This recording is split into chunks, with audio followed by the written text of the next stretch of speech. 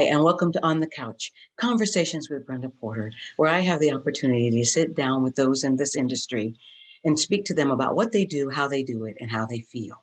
Please take the time to comment below, like us, and subscribe. Today's guest is Cynthia Watts. Cynthia is a storyteller who amazes and entertains with every word she speaks. She was born in Philadelphia and spent time listening to her ancestors tell their stories. Many years later, after graduating from college and doing some traveling around the world with various jobs and organizations, she attended a storytelling workshop and her new career began. Here to tell us about those wonderful experiences is Cynthia Watts. Welcome, Cynthia. Thank you. I'm delighted to be here sharing this with you. Yes. Well, I was reading your bio and I see that you're from Philadelphia and you have a strong family connection, which later comes to play as you begin to tell stories. Tell me about how you began to tell stories and what your stories are about.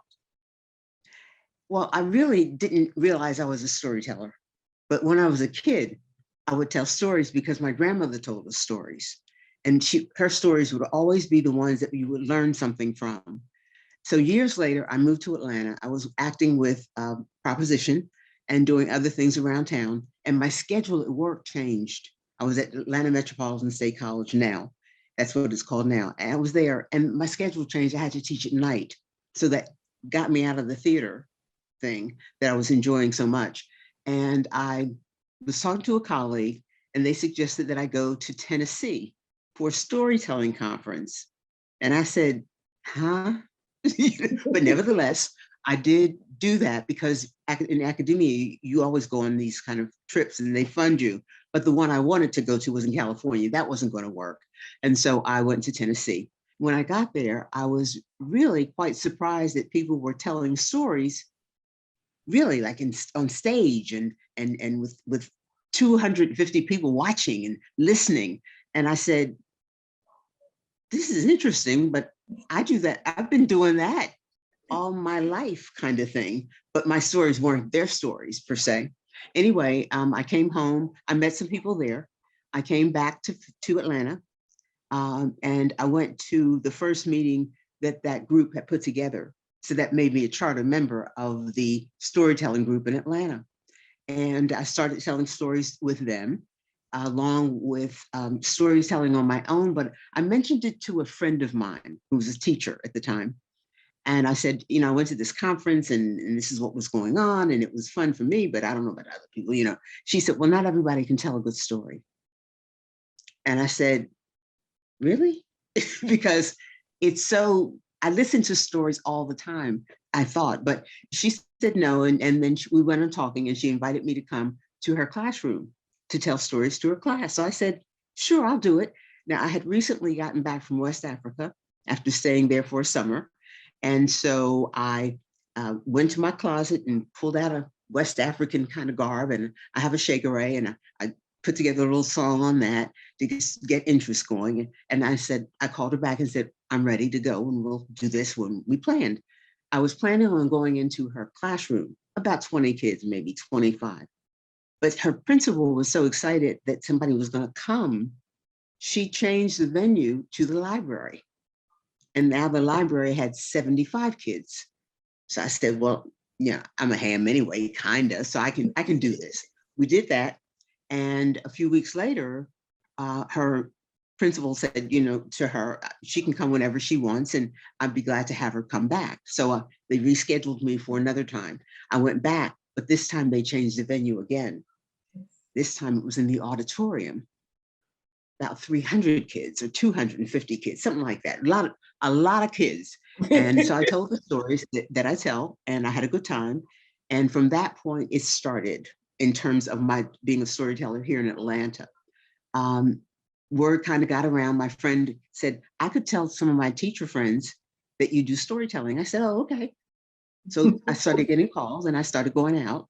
And after about a year, I said to my friend, I said, do you think I could get any money? Would people pay me any? Because my gas bill is getting high. And she said, yeah, sure. You know, we can do something on that. So I started out with a very limited amount of money. I didn't care about the money. It was never about that at first.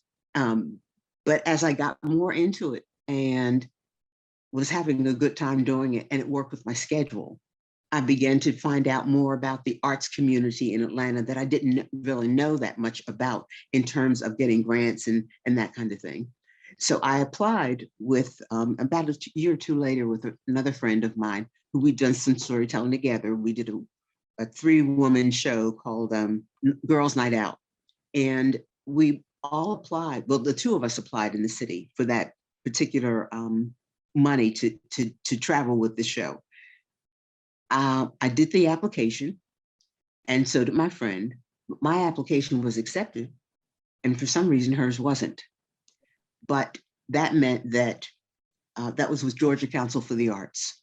At that point, they allowed me to travel under their auspices, which meant they paid for my travel and paid me to go to small communities. I wanted to one of my goals was to just see all of Georgia, because I'm not from here. And when I moved here, I didn't know anything about, I remember I knew Atlanta because I'd been here for some business meetings, and anything else was a blur. So I said, my goal is going to be, one of my goals is just to get to see what this place is like that I'm living in. And because of that particular funding, I was not restricted. Anybody that called me, like libraries and that kind of thing, schools, could set me up and I come and do that. So go to their places. So I saw a lot of Georgia. I remember I went to Sandersville. That was a fun trip. I went to Eatonton. I went to Dublin. And then it just started going from there. Lots of small communities that you don't hear that much about. Certainly I spent time doing a residency in Dalton, which is just down the road, but you got to drive and stay overnight if you're going to work it. So I started doing that. And from there, and this is just the other part of that, is that I joined Alternate Roots, another organization. I'm sure you know about them. But Alternate Roots is an artist organization funded by artists, and we have a staff and stuff, and they write grants and so on and so forth. And so they were looking for other people that could possibly be included. And I said, I'd like to apply. And I was accepted on that program. And so that allowed me to travel 9 Southeastern states. And so I got around to New Orleans and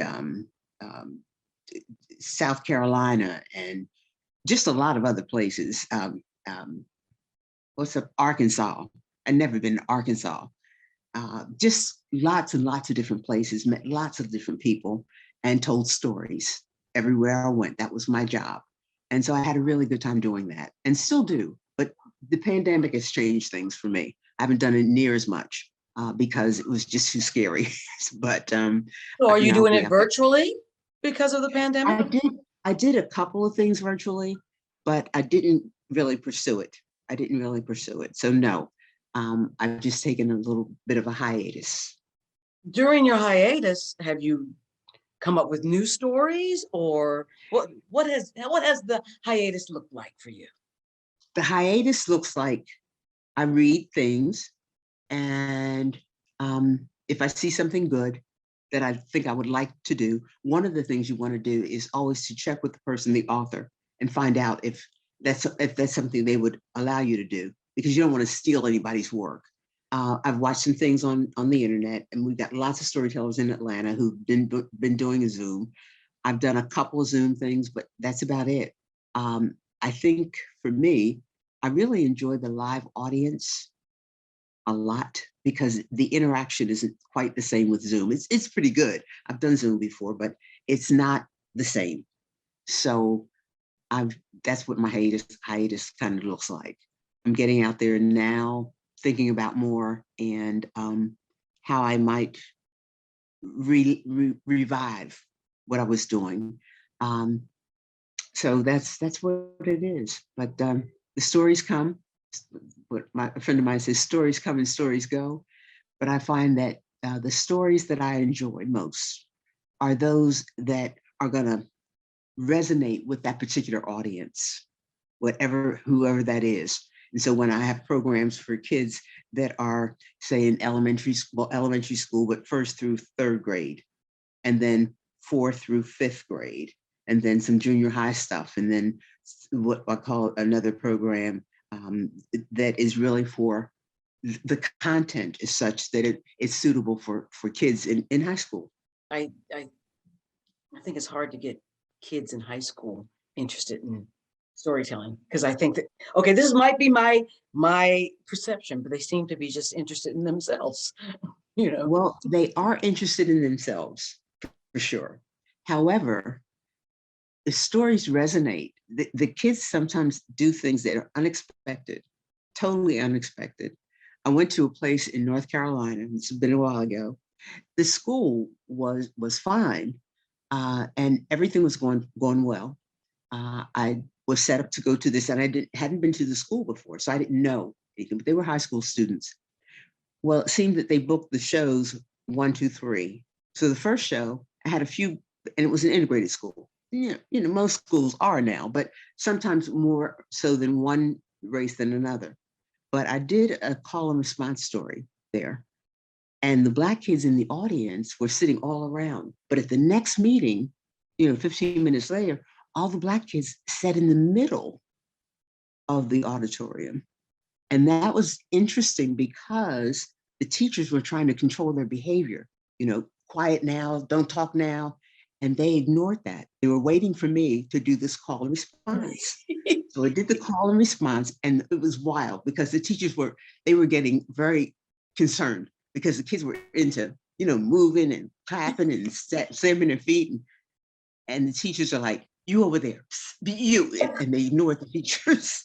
So the third set, which was the last one, they came in and they were primed, they were ready, they were sitting all together, and we had a wonderful time. But because the teachers realized then that, they were interacting with me and it wasn't going to be anything that they were going to get into fights or arguments or any of that. So that was fun.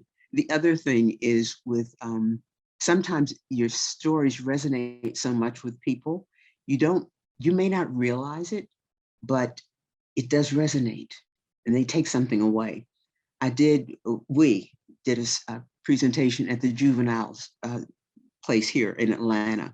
And we went out there, I say we, because a bunch of us, maybe 4 or 5 of us storytellers went out there.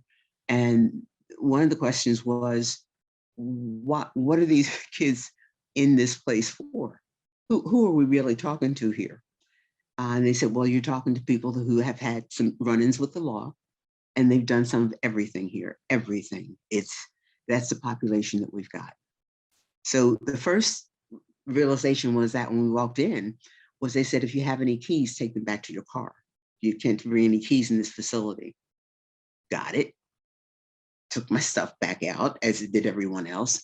No cell phones, no nothing, just yourself, because we don't know what these kids may do. So we were on a program where we told stories, interchange. I told one and somebody else would tell one, and so on and so forth. And what I observed there was magical in a way. At first, the kids kind of sloughed in like kids do, 15, 16, in trouble, heads down, like, what are we here for? And then we got started and they set up and they became engaged. They were listening, they were cooperating, they were being a part of that audience. And we had a few that had to be taken out because they had issues before they got there. But for the most part, all of them stayed and they applauded it and they enjoyed. The other thing is you couldn't go to the back, you had to go to the bathroom in a locked space because all of this problem, and the realization was these are still children who maybe got into some trouble, but for this one time, this break in their day, they could escape and they listened. And I think that the stories that you tell audiences like that, because you can't always dictate, you can't say they're listening, but they're hearing you. And if they hear you, it may alter some of their behavior, and it certainly enriches their lives. So that was a eye-opening but a wonderful experience for me. I enjoy working with that kind of an audience. Well, with any audience, but when you see somebody that you know comes in with a frown, with a problem, something that they may have done, it's in them. They've been in these classes. They go to school in the building. They never get out of the building, and except for playtime or recess. And so there's a lot of pent up anger and frustration and all of that. And just for that brief time when you're with them, if anything you do is captivating to them and it interests them, it's a bonus because they've gotten another kind of way to look at the world. And that's what storytelling does, I think. When selected, the stories tell stories that are fun, that some people have had experiences with, and certainly little kids have different experiences. They're captivated right away, but all ages, it works for all ages. So that's the fun part of it for me, when you get to touch somebody and you know it. You said when you went to the first storytelling workshop or conference that they were telling stories that weren't your stories. So what kind of stories do you tell? I tell a lot of African folktales. I tell any story that I think is a good story that will work for a particular audience. I tell stories that are reflective of my experience growing up. And a lot of people talk about the Uncle Remus tales. You've heard of those? Mm-hmm. Well, Uncle Remus, that's very interesting because Joe Chandler Harris never said he wrote the Uncle Remus tales, because he didn't. What he did was he grew up around Black people, and he heard the people telling stories there where he grew up.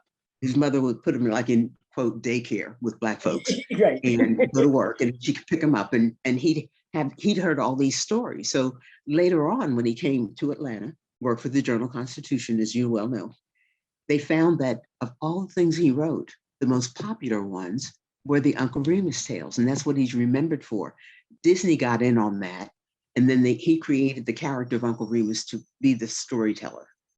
But then Disney came along and said, yeah, we like all this, and they kind of snatched up all of that, and they made the movie that you've probably seen, everybody's seen that kind of movie with somebody telling tales. And so that's where a lot of it filters in from. But also, when I say I tell those stories, I also tell stories that are about my family, because family is the root of our civilization, I think. You learn so much with family. One of the things that always got to me, my family's is large, and we have a family cemetery. In fact, there are 3 cemeteries in this little town that my grandmother comes from, my maternal grandmother. And it's called Kimbridge. The town is Kimbridge. It's about a hot minute from nowhere. 2.5 hours from Richmond or something. It's just off in the country. We always talked about going to the country because that's where it was for us. They lived 7 miles outside of town. So you weren't going to go in town and do anything until your grandfather or somebody with a car said would take you here or there. But I learned an awful lot about family because we would sit, the adults would sit in the chairs, and as kids, we would sit on the stoop, so to speak. And we could hear, but we didn't talk because it wasn't our place to talk, but we could hear everything. So we learned about family members. My grandmother would talk about her grandmother, who was an old white lady on the hill. I said, Granny, who's that? She said, the old white lady on the hill, that's my grandmother. Well, I found out then that she had this woman she was talking about might have been Irish, not sure, but later on, much later on, my grandmother had this recipe called kidney stew, and I said we made it and we ate it, and especially holidays, it takes a little while to make. But my sister had moved into a condo, and there was a woman down the hallway from her who had an Irish connection. And my sister was cooking, making this kidney stew. And the woman said, that's just, I know that stew. It's so good. You do it so good. You do it really perfectly. And my sister said, oh, my sister did, meaning me, had cooked that. But we got into the habit, because I'd go home at that time, Christmas time, we'd make a pot of kidney stew. And my sister would always take this lady a little bowl of it because she loved it so. And she didn't make it herself, but she said, oh, this is just like home. So I said, oh, this is really interesting how I never would put that together. Other things that I learned were all about the history of my family, just the history. Great Aunt Susan, who lived to be 111, and what she was like. She lived in New York with her daughter. And I can tell that story because she was the oldest person I ever knew. And she remembered a lot of things from Civil War era. Wow. And I said, look, my grandmother, she can't remember the Civil War. She couldn't remember that. She said, if she said it, she knows it. Okay.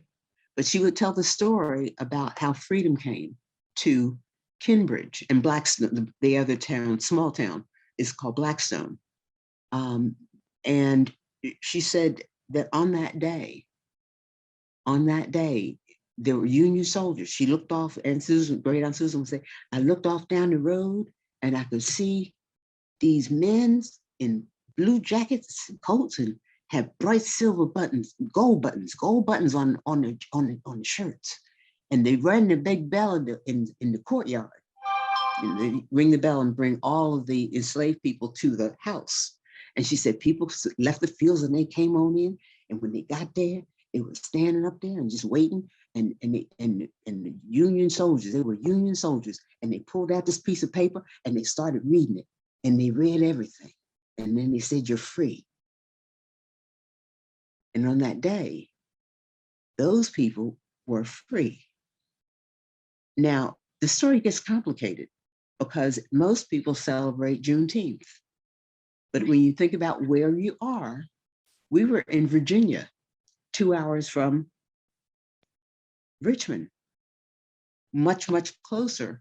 Now, the soldiers had to march from the north down to the south.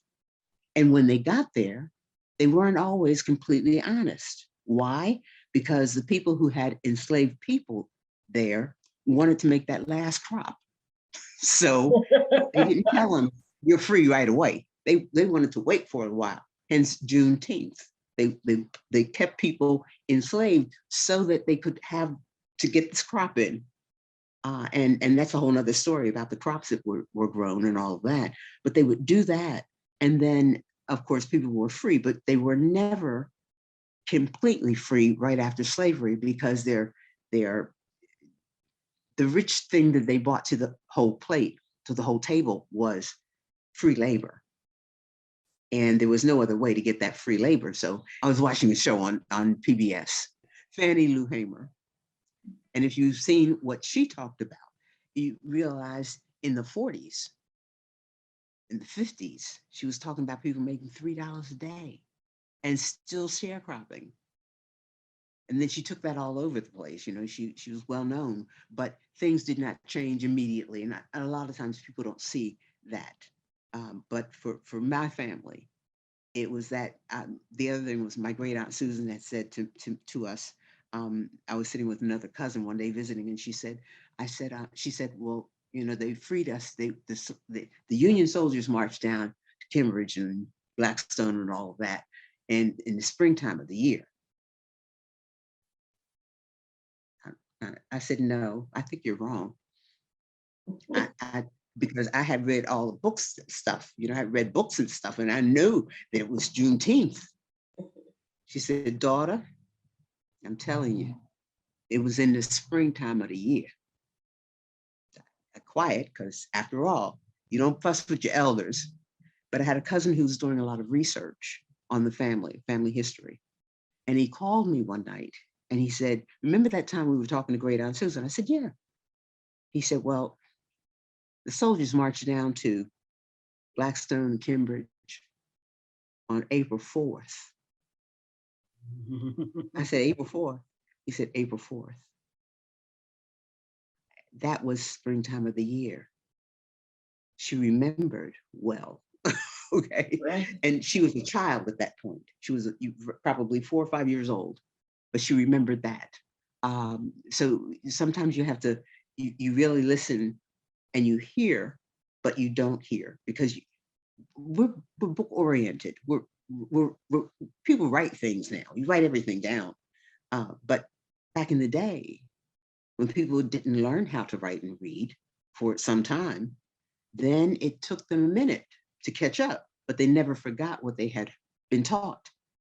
It's an oral tradition, but it was always very interesting to hear what people had to say. And my grandmother's stories, I'll tell you, she was a teacher, and we would go into town, and only on Saturday. If you behaved well, you got to go to town Saturday. And the town had it was about 3 blocks and had one blinking light and 2 other lights. Okay. So you go all through town, total 3 lights. And though it was segregated times, we had money because our parents gave us an allowance. So we would strut down the street and we would move slow and we would know exactly where we were going, because you may remember when candy wasn't just candy. It was like 2 for a penny and 2 for 5 cents, and sodas were 5 cents for the bottle. And if you take the bottle back, you get 2 cents back. You remember any of that? Yes. Well, as it turned out, we would go to town and we would stroll up and down the street, because this is the main street, 3 lights. We would stroll up and down the street, and finally we would come to the store. We could go in and buy candy because it was still segregated then. We couldn't sit at the counter in Virginia, but we could certainly go in the store and buy what we wanted. And they had big jugs of candy and stuff on the counter. And you could say, I want 2 of those for a penny and 5 of those, and so on and so forth. So we would stroll in there. And of course, that meant that they have to put the candy in a bag. Put your hand around that bag, and then you were somebody. You stroll up and down the street, take out a piece of candy, pop it in your mouth, keep the wrapper in the bag. And all day long, we were in town. We would stroll up and down the street. We would eat candy. Boy, this was wonderful. Then our money would be gone and our candy would be gone. So it was time to go back to my great aunt's house, and we get in the car and drive that 7 miles. And then when we got there, we'd have dinner, et cetera, et cetera. But, you know, you had candy that day. And candy does strange things. It makes you want more candy. So I had one cousin. I still have her, by the way. My cousin is a little bit older than some of us. Just about 3 years older. But she always saved stuff. You know those kind of people that save stuff? My They brother always was got that way. Okay, there you have it. So after dinner, it'd be time to do little chores or what have you. And by that time, the sugar fix had kicked in. So we say, her name is Artie. Say, Artie, you still have candy? Oh, yes. Well, I'll do some of your chores if you give me a piece of candy. She'd say, no, I'm not going to give you any of my candy. Well, this would get us kind of going, and we would be very annoyed with her, but we try to prompt her to give us candy. So we say, well, I could do what you want me to do. I can do something for you and you can give me a piece of candy. No, I'm not going to do that. Then she would calmly take out something like a chocolate Hershey bar. You remember those? And she would slide it out of the wrapper slowly. Now there are 7 of us, 7 kids, and plus my other cousins. So there were like nine of us sitting in the room, and she would be the only one with some candy left. So she would calmly slide it out of that brown wrapper, then had that crinkly white paper. She would open that up very slowly, and we would all kind of look inside, and there would be nice chunks cut, pre-cut. And she would break off a piece and put it in her mouth, and then she would lick it. And then that paper gets crinkly, and when you lick it, the chocolate kind of leaves a little bit on the paper, but you can see it. So she would do that until whatever she was eating was just about gone, but she always saved a little bit. Well, by the time you had said to her, I'll do whatever chores you want me to do, I just want some candy. And she wasn't giving it up. My grandmother was listening and she would hear all of this stuff. And then somebody like me would say, Granny, you know, she's not being very nice. She's not being fair. She's got candy and she won't share it. My grandmother would look at us very calmly and say, she won't share her candy. I said, no, she won't give us any of it. She said, well, didn't you have candy earlier?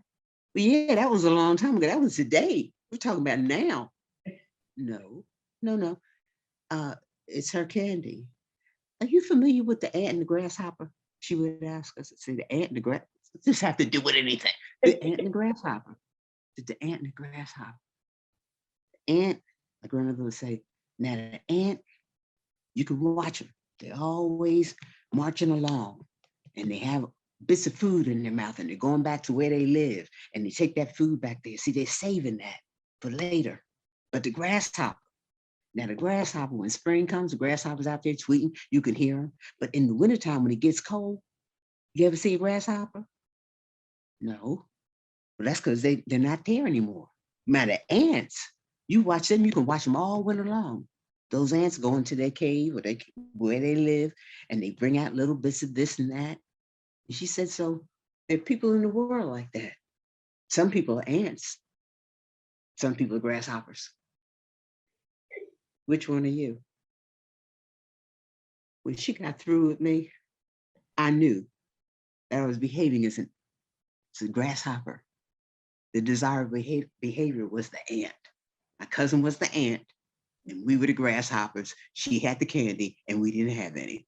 So my grandmother would tell that story many times to us, similar, and always she underscored it with, are you the ant, or are you the grasshopper? And that kind of flavors over into life.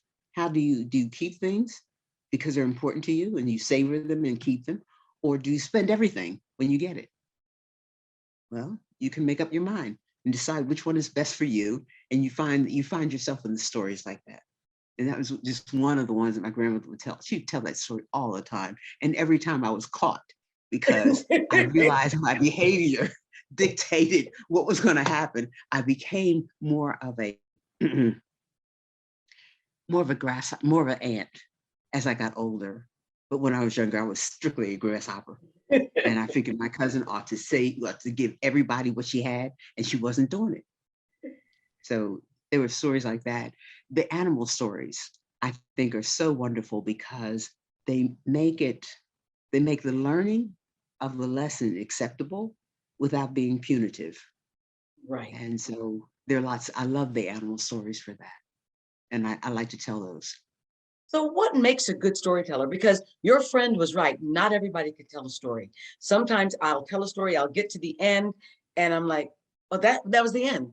Didn't it make sense? And people are like, huh? So what makes a good storyteller? That's a hard question. I think it's wanting to do it, like it, enjoying the response that you get, but it's also the people that see a story that resonates with them and it can resonate with others. And just the sheer joy of telling. It's a hard thing to quite put your finger on, I think. But when you've heard a good story, you'll remember it and maybe share it with somebody else. So the voice also helps. You want somebody that has an interesting voice or uses their voice in an interesting way. It's just a whole lot of things, but I think the sheer joy that people get from telling speaks volumes to why the art form is still here. Because remember, not everybody you couldn't read and write. You couldn't read and write all the time. That was something that came later. So when all cultures started reading and writing, they were telling those same stories to others. And sometimes I think when you hear stories from people who are near and dear to you, it gives you a very, very different ability about your sense of reality. And one of the things we have, I don't know if I mentioned, we have a family cemetery. And my great-great-grandparents started that cemetery in about 1915.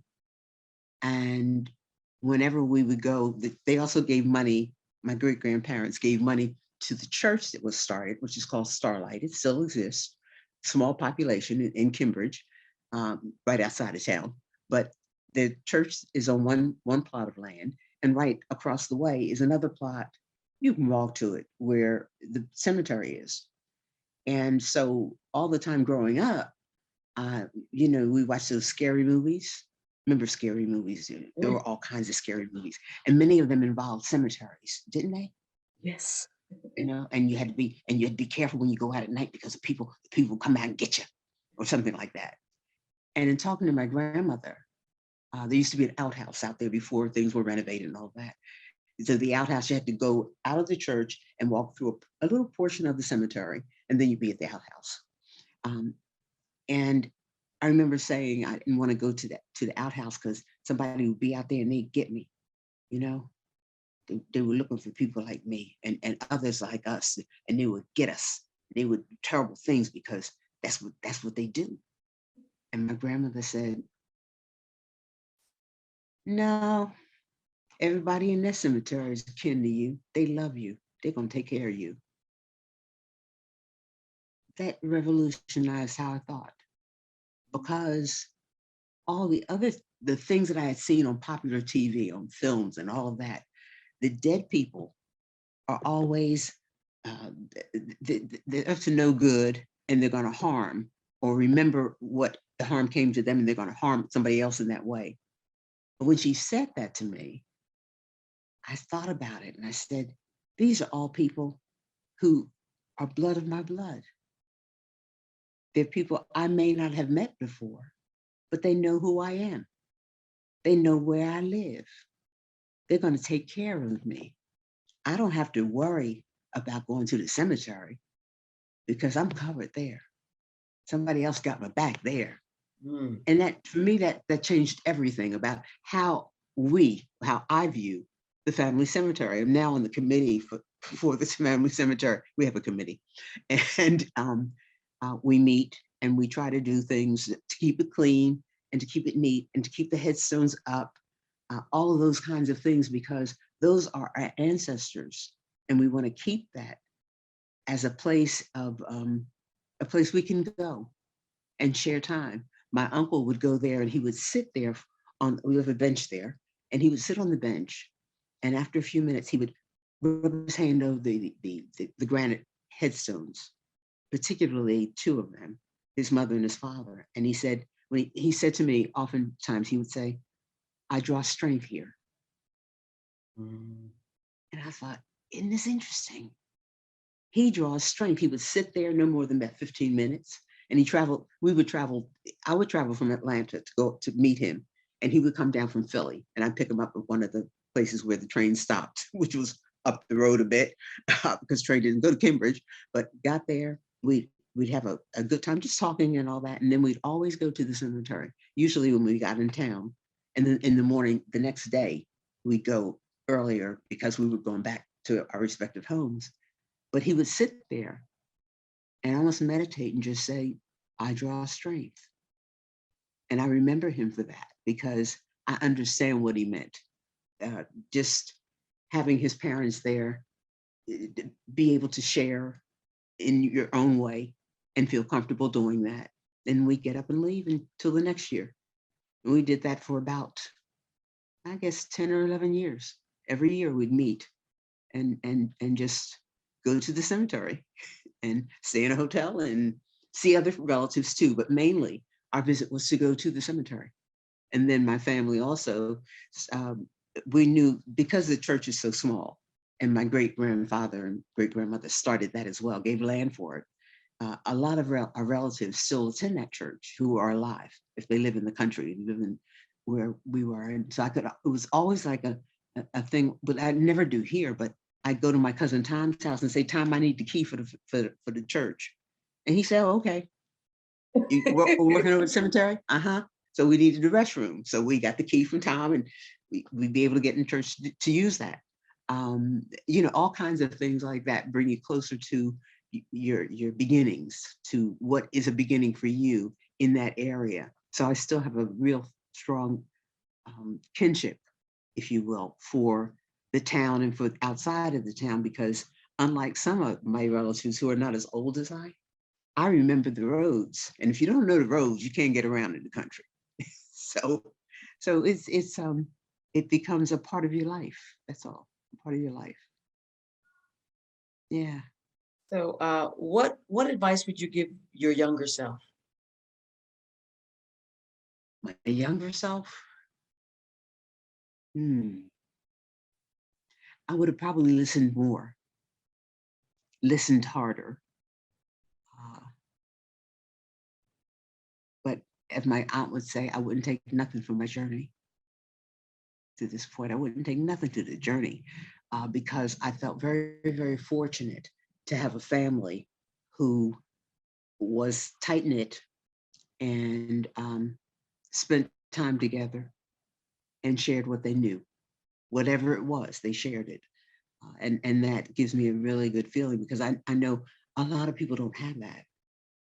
They don't have it. So I think I would tell my younger self, listen harder. Maybe you get more if you listen more, but when the kids, you don't always listen well. So I think that's what I Sometimes as adults, we don't listen very well either. So That's true too. That's true too. yes. I have one other thing that made this journey wonderful for me. And that is, I have a cousin who lived in Jamaica, and she was familiar with a lady there by the name of Miss Lou.